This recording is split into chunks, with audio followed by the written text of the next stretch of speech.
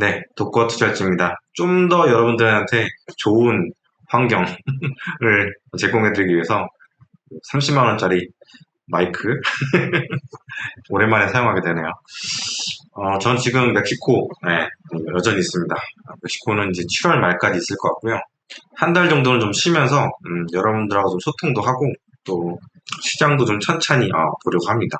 제가 사실 이렇게 쉬는 한 달 동안에 여러분들하고 이제 뭐 독서 클럽 같은 거 카톡으로 이렇게 할까도 생각을 했었고 또 멤버십도 만들고 이렇게 활동을 좀 하고 싶었는데 책도 쓰고 근데 이게 쉽지가 않은 것 같아요. 라이브도 하려고 했었는데 라이브까지는 어떻게 시도해 볼 수 있을 것 같아요. 아침 7시에 하면 되니까 여러분들이 이제 저희 이제 자다 깬 모습을 이제 볼 수가 있겠죠. 근데 다른 것들은 이 상황에서 하기가 쉽지가 않은 것 같아요. 일단은 밤과 낮이 바뀌어 있기 때문에 여러분들하고 이제 시차도 굉장히 큰 것 같고 저희 밀려있는 영상들 요거 이제 빨리 처리를 해야 되거든요. 만들어야 되거든요. 이런 것도 이제 시간이 굉장히 많이 이제 먹을 것 같기도 하고 이게 유튜브를 하면서 여행을 하다 보니까 진짜 시간이 모자라. 뭐 어떤 분들은 야 세계 여행 혼자 10년 동안 하는데 안 심심하냐 물어보시는데 솔직히 말해서 좀 푸켓 가서 좀 쉬고 싶습니다. 한 3개월 이상 푸켓에서 맛있는 거 먹으면서 바다 보면서 요가도 하고 그렇게 쉬고 싶은데 지금 이렇게 이제 하나의 이제 뭔가 일을 벌려놨잖아요. 차도 샀고 뭐 여기까지 내려왔고 서류도 다 만들어 놓은 상태로 지금 다니고 있기 때문에 어쨌든 저희 이제 짧은 근황은 그렇습니다. 이번 영상은 일단 현금 가지신 분들한테 좀 드리고 싶은 이야기 또 꽃투자일지를 열렬하게 이제 보시는 분들에 대한 그런 영상입니다.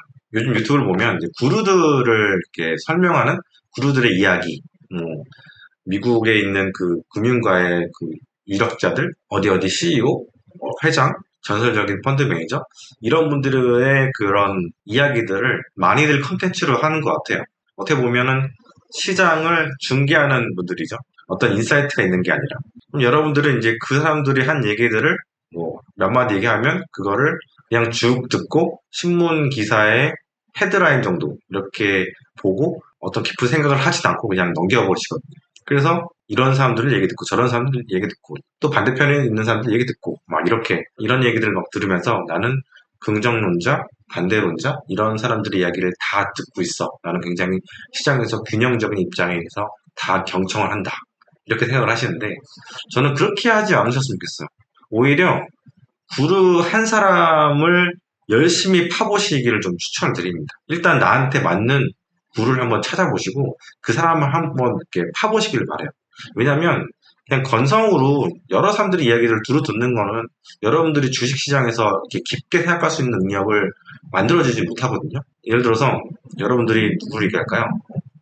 캔 피셔에 대한 얘기를 해볼게요. 캔 피셔는 굉장히 강한 긍정론자잖아요. 시장에서 대부분의 상황에서 긍정론자인데 비관론으로 돌아설 때는 정말 몇 년, 3, 4년에 한 번 올까 말까 하는 그런 굉장히 강력한 긍정론자입니다. 그런데 여러 사람들의 이야기를 듣다 보면 캠피셔는 이런 얘기를 했어. 저 사람 원래 이제 긍정론자니까 뭐 저런 얘기를 하겠지. 그렇게만 생각하고 이제 또 다른 사람 얘기를 듣거든요. 그렇게 하지 마시고 왜 저 사람이 긍정론을 이렇게 내뱉고 있는지 그리고 이 사람은 어떤 역사, 어떤 길을 걸어왔는지 대해서 한 번이 아니라 계속해서 한번 스터디를 해보세요. 그 스토리를 알고 이 사람 이야기를 들으면 이 사람이 엄청나게 얼마나 많은 고민을 하고 그 결론이 이렇게 나왔는지에 대해서 이제 생각할 수 있거든요. 무조건 이 사람은 긍정론이라서 그냥 이런 의견을 냈어 라고 그냥 치부하지 말고 캔 피셔에 대해서 캔 피셔가 쓴 책들 진짜 많아요. 이 사람은 진짜 활발하게 활동하는 시장의 그 순수 할아버지라고 해야 되나? 엄청나게 책도 많이 썼고 저도 한 세네 권 본 것 같은데 책을 캔 피셔 책은 한 2년에 한 번씩은 나온 것 같아요. 결국에는 또 이제 제가 책 얘기를 하고 있는데 저는 어디 출판사랑 뭐 이런 관련은 없고요. 그렇게 하면서 이 사람하고 같이 성공과 실패를 같이 한번 경험해 보세요. 이 사람은 3분기도 좋다고 했고 4분기도 좋다고 했는데 그때 시장 가서 만약에 맞으면은 이제 같이 성공한 거고 실패하면 같이 성공한 건데 왜 실패했는지 이런 것들을 같이 이제 경험을 이제 공유하게 되면 이 사람을 조금씩 비판적으로 보는 그런 눈이 생기거든요. 그러면서 나한테 맞는 방법에 대해서 생각을 하게 됩니다. 그리고 전략도 짜게 되고 그리고 나만의 주식 투자의 원칙이라는 게 생겨요. 이전에는 원칙이라는 게 없었지만 성공과 실패를 경험하게 되면서 원칙이라는 게 생깁니다. 그러면서 볼 때 제가 신입사원 때는 엑셀에다가 일지를 썼거든요. 일지. 주식 투자 일지? 왜냐면 그런 걸 쓰라는 이야기들을 선배들한테 굉장히 많이 들었기 때문에 쭉 썼었어요.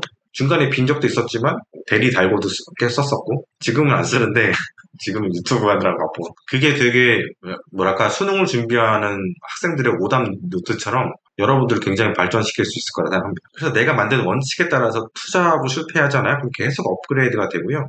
만약에 실패한 그런 종목이 있어. 그렇게 되면 후회하지 않아요. 왜냐면 나는 최선을 다해서 내 전략을 짰고 내 원칙 하에서 투자를 했기 때문에. 그리고 대부분 사람들이 깨지는 이유, 주식시장에서 깨진 이유는 뭐냐면 원칙이 없기 때문에 그래요. 원칙이 없기 때문에. 혹은 원칙이 있는데 그거를 깼기 때문에. 그렇게 해서 생기지 원칙이 잘못돼서 깨지는 경우는 잘 없어요. 지금 현금을 가지고 계신 여러분들은 많은 구루들이 이야기하는 폭락의 사라. 이 전략을 지금 몸소 실천하고 계시거든요. 그래서 지금 참고 계시거든요. 남들이 돈을 벌든 아니면 남들이 뭐라고 하든 그건 별로 중요한 게 아니에요. 여러분들이 남들이 하는 이야기라든가 그 시세에 말리게 되면 정말 다 그냥 메스업 되는 겁니다. 다 망하는 거예요.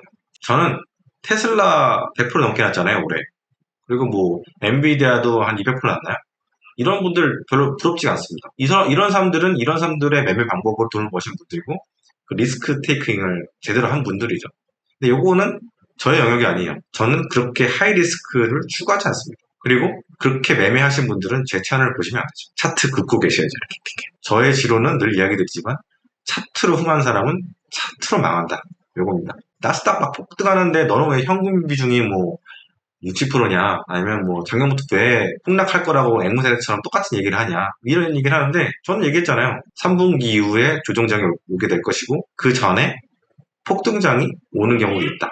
폭등 이후에는 폭락이 늘 따라온다. 이 얘기는 뭐 제가 작년 내내, 올해 내내 하는 이야기. 그리고 대체로 여러분들한테, 그 현금을 들고 계신 여러분들한테 나스닥 폭등하는데 너 뭐 하고 있냐? 이렇게 한심하다 이렇게 얘기하는 분들은 대부분 수익을 본 분들이 아니에요. 수익을 본 분들은 겸손해요. 그리고 작년에 뭐 12월 달에 막 테슬라 100불 초반 갔을 때 완전 바이더 딥해서 지금까지 250불, 테슬라 지금 250불잖아요.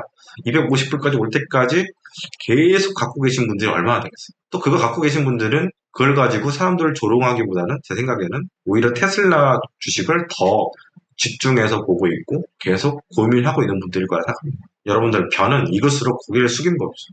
대체로 시끄러운 분들은 돈 못 본 분들입니다. 그 부자들은요, 자기 갖고 있는 돈 있잖아요. 이거 티 안 내요. 돈 벌면 써야 되기 때문에.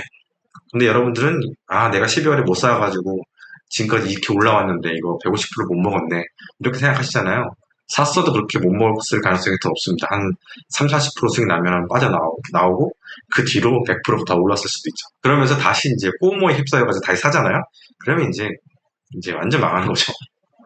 30% 먹은 것도 다 이제 날려버린 겁니다. 뭐랄까, 이게 포모라고 하는 열차가 있다고 쳐봐요. 근데 이게 만석이 되면 완전 롤러코스터 같은 그런 시장이 펼쳐집니다. 제가 이제 주식 비중이 지금 40%고, 버핏이 한 70% 되잖아요. 그러니까 버핏이 대단한 거죠. 저보다 몇 수 있는 거죠. 지금 버핏이 금액으로 볼 때는 현금이 172조인데 역대 최대 수준이라고 합니다. 제 주식 비중이 한 20% 정도까지 떨어지고, 아니면 뭐 빵프로가 되고, 한 몇 달 지나면 뭔가가 나오지 않을까. 그런 생각을 합니다. 그래서 뭐 저는 늘 얘기 드리지만 이제 상업용 부동산에 대해서 이야기를 드리는데 아마도 다음이나 다다음 편쯤 됐을 때는 상업용 부동산에 대해서 좀 그쪽에 좀 딥하게 들어있는 그런 매니저분하고 이야기를 해서 제가 인터뷰는 못하겠고 인터뷰는 이제 좀 그렇다고 하셔가지고 인터뷰한 내용을 제가 여러분들한테 한번 나눠드릴 일이 있지 않을까 싶습니다. 마지막으로 제가 드리는 말씀은 상승장에서는 여러분들이 한 3, 40% 정도 수익이 나잖아요, 주식에서.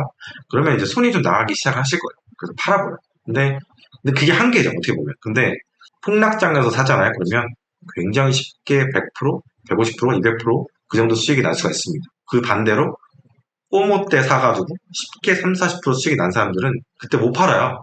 확 빠지면은 못 팝니다. 오히려 이런 사람들 언제 파냐면 3, 40% 수익 나던 게 마이너스 3, 40% 수익, 마이너스 났을 때. 이럴 때 팔. 그래서 어떻게 보면 포모를 한국말로 풀면 멍청이라고 볼 수 있는 거죠.